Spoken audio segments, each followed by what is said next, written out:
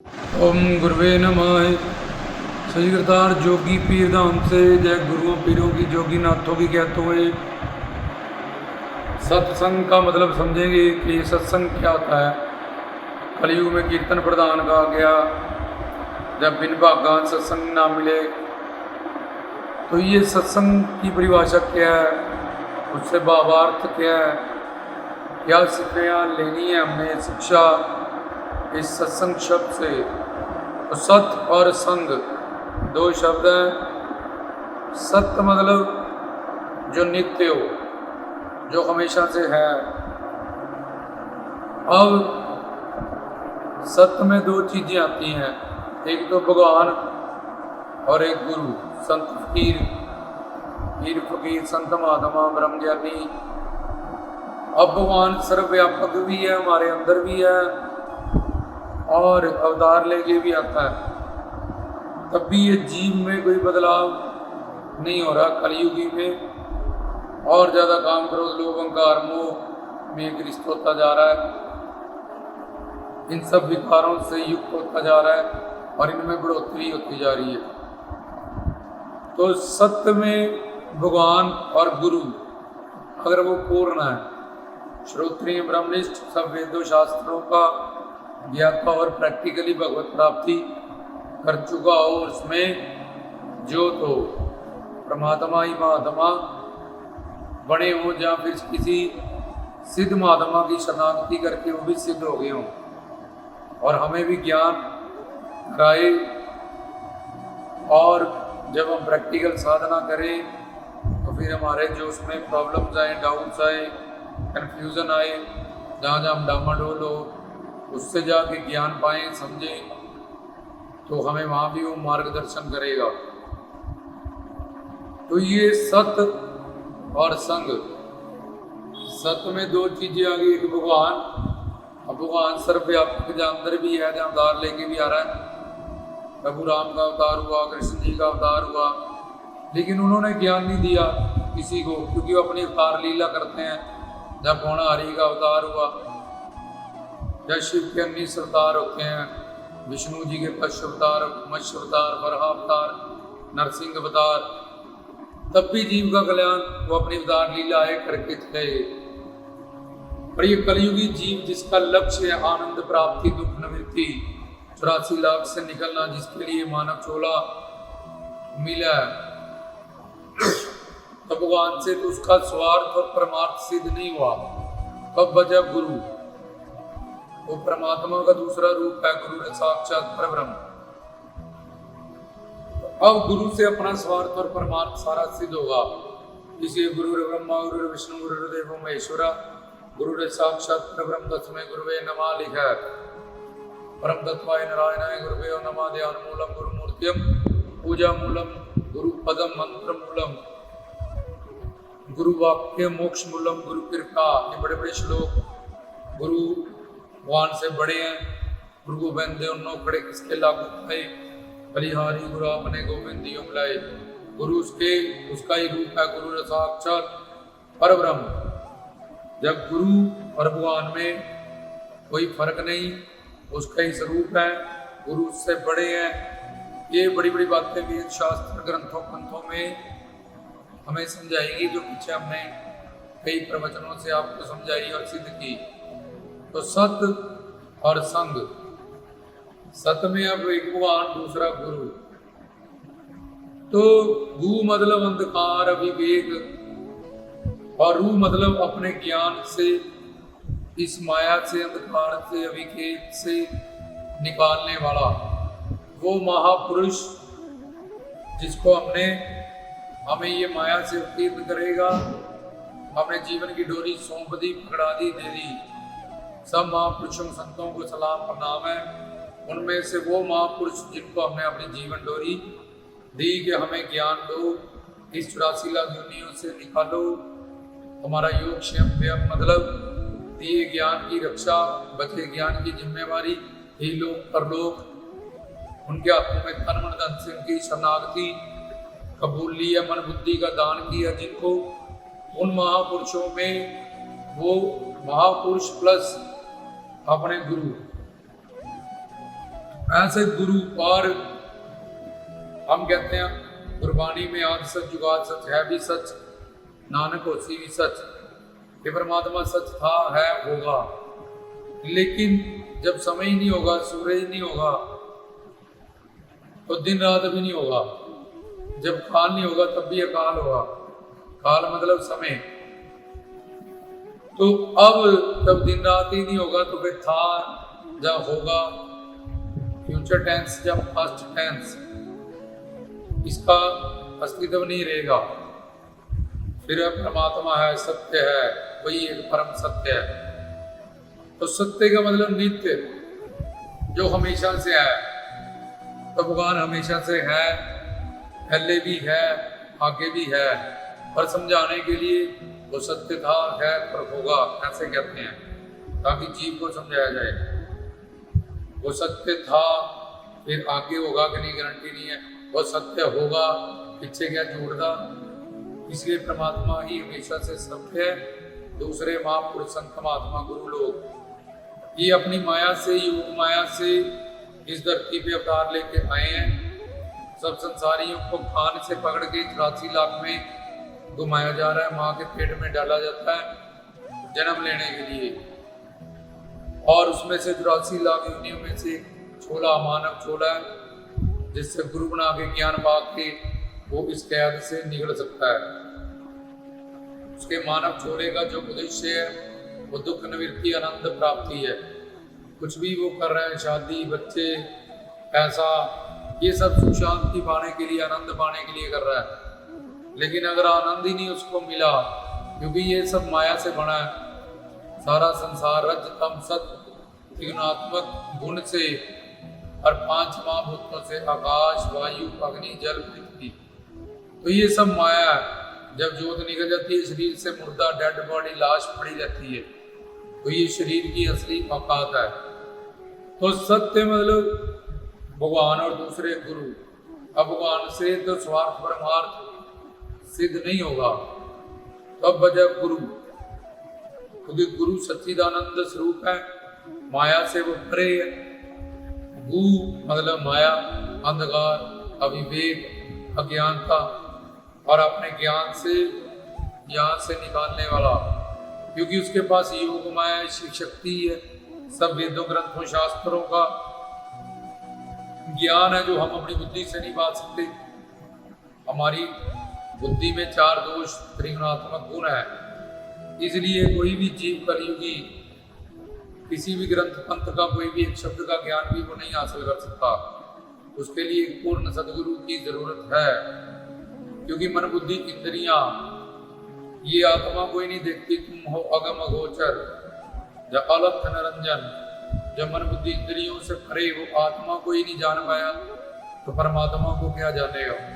इसलिए गुरु की आवश्यकता है पहले दिन से ही। अगर संसार में कुछ सीखना, उसके लिए भी गुरु चाहिए होता है। और संसार तो सामने प्रत्यक्ष है, तब भी गुरु चाहिए। और भगवान तो अगम है, गोचर है, अलग है, और भगवान प्रोक्ष है, दिखाई नहीं आता, सुनाई नहीं देता। तो ये इसके लिए जैसे चले भगवान की, जब बहुत अनंत जन्म के पुण्य होते हैं, हमारे अंदर लालसा होती है अपने कल्याण करने की, गुरु बनाने की, ज्ञान पाने की। अब अगर गुरु से ज्ञान ही नहीं मिला, तत्व ज्ञान, आत्मा, परमात्मा, माया क्या है, मुक्ति क्या है, मोक्ष क्या है, हम 84 लाख में क्यों घूम रहे हैं, जहाँ वो उसकी श्रद्धा जितनी मर्जी सच्ची हो, पर आगे उसको ज्ञान नहीं मिल रहा और उसको सत्संग नहीं मिल रहा, तो बेचारा अपनी श्रद्धा उसकी रही भी, पक्की श्रद्धा भी हो, तब भी उसकी बात नहीं बढ़ेगी। तो सत्संग मतलब पूर्ण गुरु और भगवान, इनमें से गुरु अपने स्वार्थ पर परमार्थ, और संग मतलब मन बुद्धि का दान करना, उनको जुड़ाव करना, एकत्व करना, क्योंकि ये मन बुद्धि की बंधन मोक्ष का कारण है। इसने ही 84 लाख योनियों में हमें भड़काया। इसी के कारण नानक, फरीद, कबीर, अनंत महापुरुष, आग लगी आकाश में, जर जर भरे अंगार, संत ना होंगे जगत में जल जाएगा संसार। इसी के कारण हम आज तक कर नहीं पाए, हमारा कल्याण नहीं हो पाया। और कलयुग में रामचंद्र कह के सिया से ऐसा कलयुग आएगा, हंस चुकेगा दाना कौआ मोती खाएगा। 100 गुरुओं में से कोई एक गुरु ठीक है जो अच्छा है, इतने गुरुओं का बाढ़ कलयुग में आता है। तो अब हमें हर जगह ठगी मिली होती है, भ्रम झूठ पाखंड आडंबर। हम सही गुरु के पास जाते हैं, वहां भी हम शंका में रहते हैं, और दूसरे हमारे पाप अनंत जन्म के वो भी हमें शरणागति नहीं करने देते। एक को तो गुरु ही नहीं मिला सही बेचारा, एक को मिला उसने उसकी शरणागति को नहीं कबूला, अगर कबूला उसकी बताई साधना ही नहीं की। तो ये बहुत सारे कारण बन जाते हैं जिससे जीव का कल्याण नहीं होता। इसलिए भगवान कहता है ये तेरी बुद्धि जो 200 ग्राम की है और अनंत जन्म के पापों से ये युक्त है, इसका दान कर दे गुरु को जाके, और उससे ईश्वरी बुद्धि जिसमें तत्व ज्ञान है, आत्मा परमात्मा माया का, जिसके ऊपर काल कभी हावी नहीं होता, जिसके ऊपर माया कभी हावी नहीं होती। तन से गंदा मन से गंदा धन माँ के पेड़ से नंगा आया था, सब भगवान ने दिया। तो भगवान से बड़ा गुरु है, तो इसलिए उसको क्या देंगे, तीनों लोगों का मालिक है वो, तो देने वाला कुछ भी नहीं है।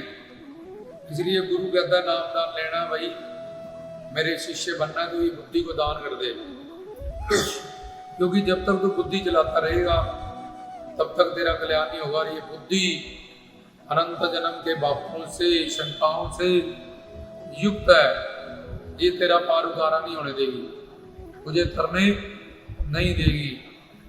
इसलिए तो तन मन धन से ये जो मन बुद्धि है, मन की दूसरी स्टेज बुद्धि है। मन संकल्प विकल्प करता है, बुद्धि डिसीजन करती है, और फिर मन याद करता है, चित्त चिंतन करता है, और फिर अहम मेरा मेरा मेरा मैं एक शरीर हूँ। इसलिए शरीर के व्यक्ति वस्तुओं से अटैच हो जाता है, सारी जिंदगी बर्बाद कर देता है वो। तो मन तू ज्योत स्वरूप अपना मूल पहचान। वाणी में लिखा है कि मन ही बंधन मोक्ष का कारण है। यही भी मन बिगड़ा मन जो तुम्हारा सबसे बड़ा शत्रु है। जैसे कोई कैरेक्टरलेस अपने पति के साथ रह के भी बाहर उसका ध्यान होता है, चिंतन होता है, याद होती है। इसी तरह से ये मन है हमारा मित्र बनके हमारी अपनी बातों में लेके, नहीं नहीं तेरा कोई कसूर नहीं है यार, इतनी बातें गुरु जी की सही है, ये गलत है, 98% सही है, 2% ये 1-2 बात हमें हजम नहीं हुई जो, तो यही पे हमारा तो ऐसा नहीं ऐसा करना चाहिए, ऐसा नहीं ऐसा चलना चाहिए। तो ये हम अपनी मन बुद्धि से जो गढ़ लेते हैं गुरु या गुरु का ज्ञान, वो हमारे दिमाग से बनाया हुआ गुरु होता है जो हमारे साथ से चले बोले। अगर वो पूर्ण है, श्रोत्रिय ब्रह्मनिष्ठ है, तो उनकी शरणागति करनी है, उनको मन बुद्धि का दान करना है, उसके बिना बात नहीं बनेगी। क्योंकि किसी जब तक पट पूजा व्रत दान से माया को नहीं जीता जा सकता, उसको जीतने के लिए शिव शक्ति चाहिए, योग माया अंतरंगा शक्ति चाहिए, तो वो गुरु के पास है। अब गुरु जब तक हम शरणागत नहीं होंगे उसके, हमारा तन मन धन से सेवा करके मन शुद्ध नहीं होगा उसकी शरणागति से, उससे पहले उसकी मजबूरी हमें वो ये शिव शक्ति स्वरूप शक्ति दान नहीं कर सकता, क्योंकि इससे पूरी सृष्टि की रचना हुई। अब माया के अधीन हमें माया शक्ति, उसमें शिव शक्ति, तो इसलिए कितना भी सिद्ध गुरु तब तक चेले को ये शिव शक्ति स्वरूप शक्ति जब तन मन धन से वो शरणागत नहीं है उसका दान नहीं कर सकता। इसलिए वो कहता तू शरणागत हो, मैं तुझे दान करूं। वो कहता पहले आप दान कर दीजिएगा, कृपा कर दीजिएगा, फिर मैं शरणागति करूँ।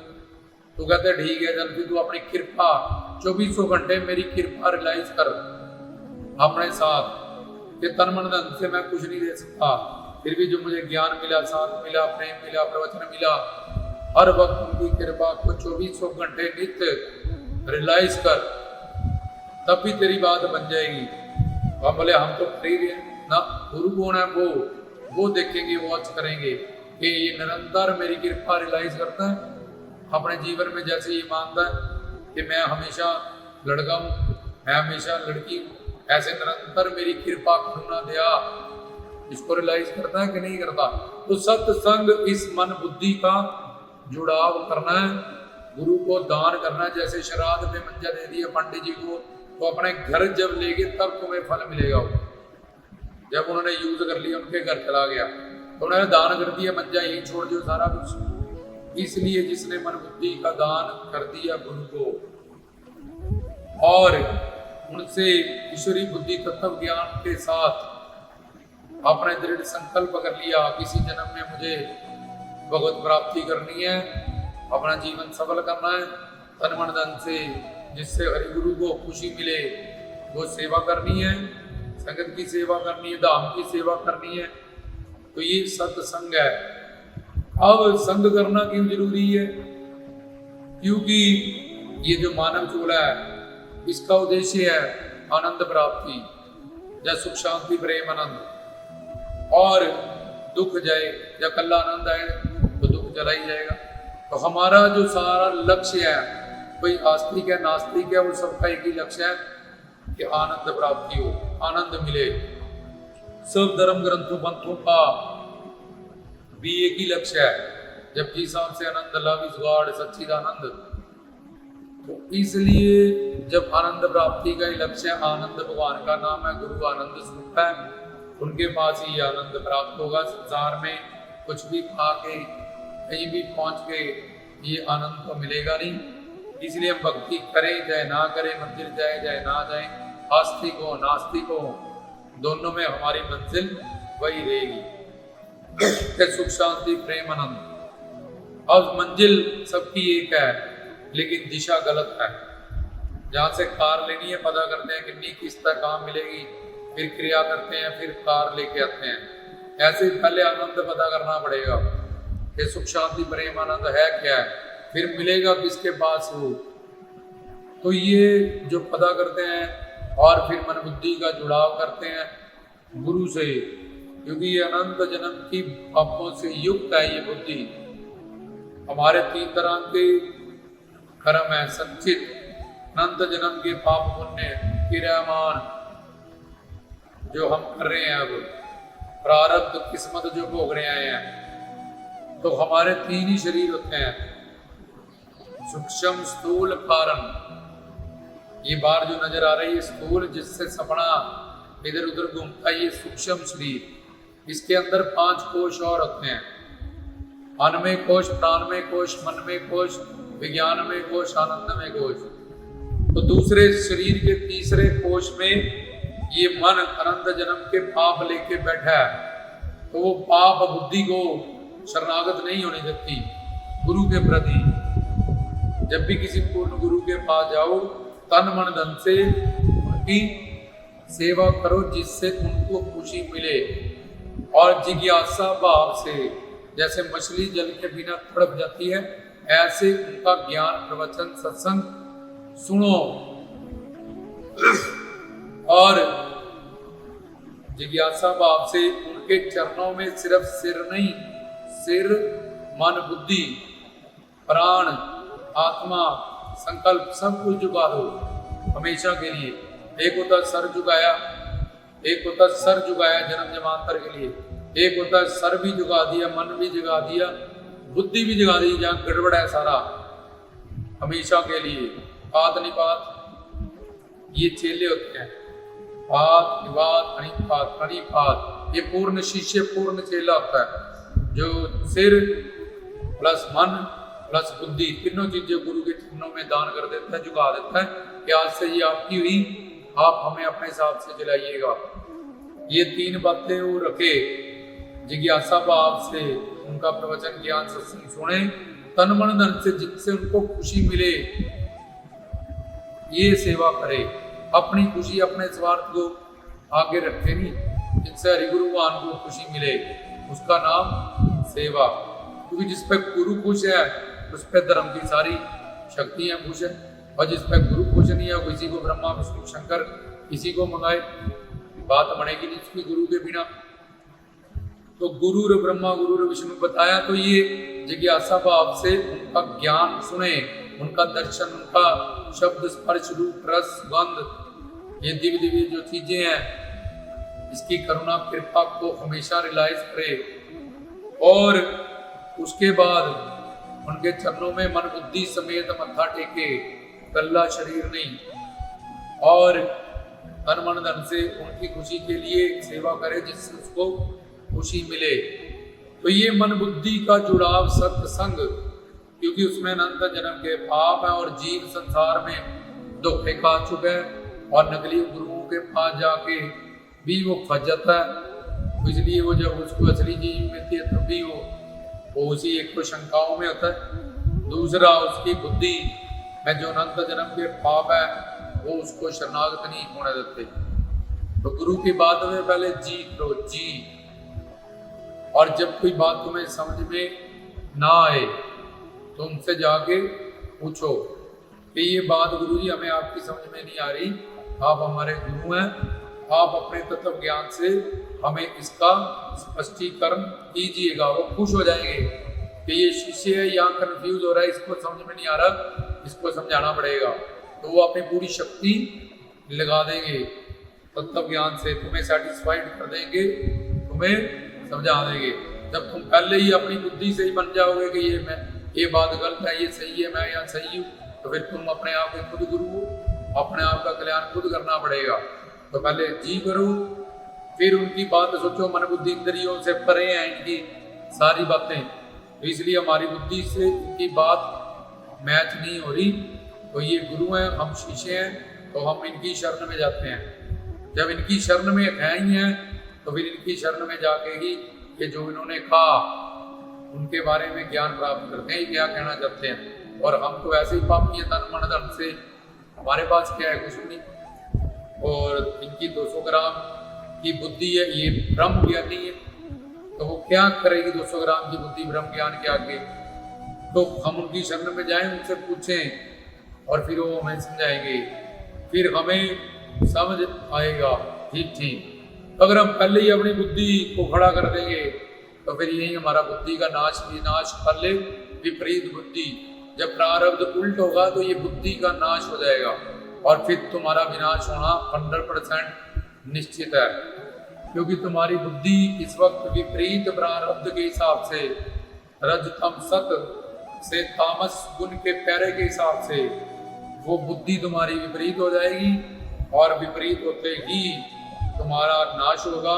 और जिसकी बुद्धि का नाश हो जाता है वो उसका सर्वनाश हो जाता है, उसकी साधना का, उसके चिल्लों का, उसका जो भी उसने प्राप्त किया। तो अब सत्संग हमने करना है। क्यों करना है? क्योंकि ये गुरु पीर संत महात्मा ये शुद्ध है और रज तम सत गुण से बना ये सारा संसार, व्यक्ति, वस्तु, ये अशुद्ध चीजें हैं।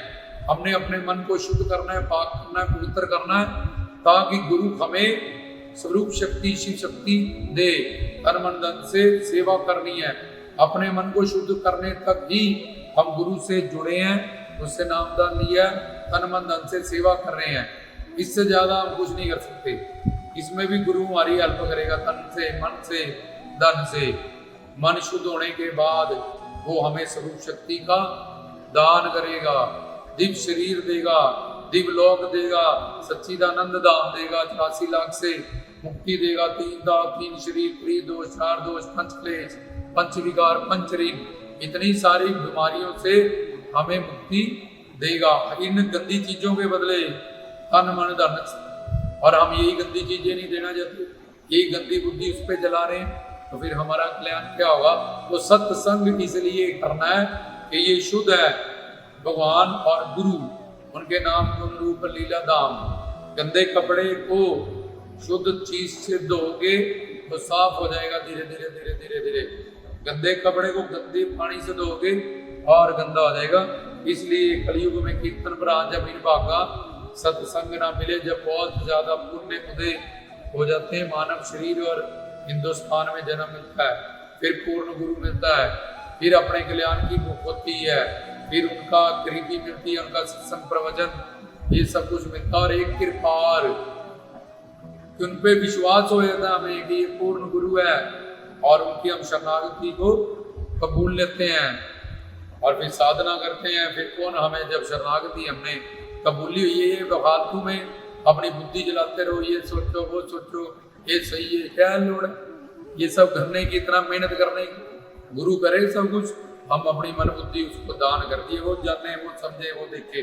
हमारा काम उनकी सेवा करना, जिससे उनको खुशी मिले वो करना, उनका चिंतन करना, उनको याद करना, उनसे प्रेम करना। कौन अपना खोपड़ा, बड़े बड़े ऋषि, विश्वामित्र जैसे ऋषि फेल हो गए, अजामिल जैसे फेल हो गए, तो मेरी क्या हैसियत तो कहा, जड़ भरत जैसे ऋषि फेल हो गए हैं माया को जीतने में। तो फालतू ऐसे ही मैं अपनी मेहनत करूं, दिमाग चलाऊं, चुपचाप अपनी मैं मन बुद्धि को शरणागत करूं, दान करूं, समर्पण करूं, और कंसेप्ट ही खत्म। जा बुद्धि लगे यार क्या लग रही है, तुम कहाँ को जा रही है, तो मैं दे चुकी पहले ही तन मन धन से, जे तू मेरा होए रहे सब जोग दे रहा है। ये तन भी गुरु है, संगत की सेवा करें, धाम की सेवा करें। ये मन, ये भी गुरु है, ये बुद्धि, ये भी गुरु की। तो अब किस बुद्धि से सोचें, बुद्धि है ही नहीं, जब दान ही करनी है ही नहीं अपने पास कुछ। तो तुम ही हो माता पिता, तुम ही हो बंधु सखा, तुम ही हो सर्वम मम देवो देवा, तुम ही मेरे सब कुछ हो, तुम जो मेरा होए रहे सब जग तेरा है। रांझा रांझा कर दीनी मैं फना हो चुकी हूँ उनके चरणों से, तन से, मन से, धन से, बुद्धि से। कुछ समझ में आना नहीं, मन बुद्धि इंद्रियों से, इनके वाक्य, क्रियाएं और मुद्रा, तीनों चीजें परे हैं। तो फालतू बुद्धि जलाएगा। बड़े बड़े बृहस्पति सरस्वती जब गुरु की बात नहीं समझ सकते, जान सकते, तो मैं क्या समझूंगी और जानूंगी। इसलिए मैं सिर्फ उनकी शरण में इसको दान करूं, और फिर तन मन धन से उनकी सेवा, जिससे उनको खुशी मिले, ये करूं, और फिर आनंद मानूं उनकी संगत का, उनके प्रवचनों का, उनके प्रेम का, उनकी करीबी का। ये रोज रोज का खोपड़ी लगाना, उठी सीधा सो, ये ऐसा अभी खत्म। जब दे ही दिया, दान कर दिया, गुरु के पास चलेगी बुद्धि, अपने पास आई। अगर वो बोले मरा मरा खो वाल्मीकि को, तो मरा खो राम मिल जाए। डॉक्टर ने कहा 2 गोली सुबह, 2 शाम, 2 रात, शरणागति, अपनी बुद्धि को दान कर दी। अब उसकी बुद्धि से दवाई खाई, ठीक हो गई। वकील को अपनी बुद्धि दान कर दी, पूरे अनपढ़ थे, वकील ने अपना काम बढ़ गई। टीचर को बुद्धि दान कर दी, ए फॉर एप्पल, बी पर इंग्लिश हमें आ गई, बूढ़ा ऊंट, एड़ा आंख, कीड़ी कीटक। तो जहां जहां बुद्धि का दान कर दिया, वहां वहां हमने बस यहाँ पे अनंत जन्म के पाप हमें बुद्धि का दान नहीं करने देते। इसलिए सत्संग करना है, अपने हरि गुरुवान को अपनी मन बुद्धि का समर्पण दान करते हुए उनकी से ईश्वर बुद्धि लेनी है, जिससे काल माया हम पे कभी हावी ना हो सके। इसको बोला इसके पास है ही नहीं अब बुद्धि, तो इस पे क्या मैं अटैक करूं, ये तो देह दान चुकी है, इसकी बुद्धि गुरु के पास। अब गुरु पे तो मैं अटैक कर नहीं सकती, तो गुरु में के मैं सामने भी नहीं जा सकती। तो इसलिए ये सत्संग करना है, क्योंकि ये सब शुद्ध है, हमारा मन शुद्ध हो जाए। शुद्ध मन से ही पहले साधना करने से मन शुद्ध होगा, तन मन धन से गुरु यहाँ भी साथ देंगे, कृपा करेंगे, और शुद्ध मन होने के बाद गुरु की कृपा से दिव्य होगा, और दिव्य के बाद सब कुछ दिव्य दर्शन होगा, दिव्य लोक मिलेगा, दिव्य श्री, ये मानव चोला हमारा सफल हो जाएगा। तो ये था सत्संग, सत्य समझा दिया गया, संग समझा दिया गया। तो जिसने अब मन बुद्धि का जुड़ाव या दान हरि गुरु को नहीं किया, वो तो शरीर से सत्संग सुन रहा है, कर्म इंद्रियों से, वो उसका सत्संग सुनना ही नहीं है, वो नोट ही नहीं, उसको पता ही नहीं सत्संग करता कौन है, सत्संग में जुड़ता कौन है, सत्संग का फल किसको मिलता है, सत्संग कहते किसको है। तो वो बेचारा कितने भी सत्संग सुन ले, एक कान से सुनेगा, एक से निकालेगा, क्योंकि सिर्फ कर्म इंद्रिय, ज्ञान इंद्रियां जुड़ी हैं, मन बुद्धि में उसके कोई परिवर्तन नहीं होगा। और अनंत जन्म भी अगर वो सुनता रहे, तब भी उसमें कोई बदलाव नहीं होगा, एंड 84 लाख में ही घूमेगा। लेकिन जो सत्संग कर गया, वो सब कुछ आ जाएगा। रामदास की तरफ से चलेगा।